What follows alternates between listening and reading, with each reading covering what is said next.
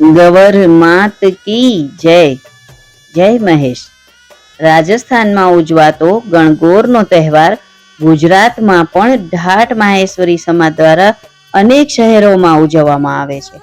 પૌરાણિક કથાઓ અનુસાર હોળીના બીજા દિવસે માતા ગવર એટલે પાર્વતીમાં પિયરે આવે છે અને ઈશ્વરજી એટલે શિવજી એમને લેવા આવે છે. આ પ્રસંગને ગણગોર કહેવામાં આવે છે. ગણગોર એ બે શબ્દથી બનેલો છે. ગણ એટલે શિવજી અને ગોર એટલે માતા પાર્વતી. 16 દિવસનો આ તહેવાર હોળીના બીજા દિવસથી લઈને ચૈત્ર સુદ ત્રીજ સુધી મનાવવામાં આવે છે.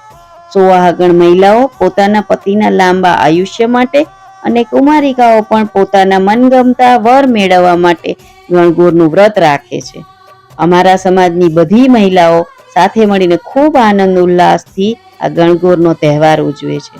આ 16 દિવસ અમે ઈશ્વર ગવરની પૂજા અર્ચના કરી ગીત ગાતા નાચતા ગાતા ચૈત્ર સુદ ત્રીજના દિવસે ગણગોરનો તહેવાર મનાવીએ છીએ અને ચૈત્ર સુદ ચોથના દિવસે વાજતે ગાજતે ગવરમાની વિદાય કરીએ છીએ. હે ગવરમાં, સૌના મનની ઈચ્છા તમે પૂરી કરજો.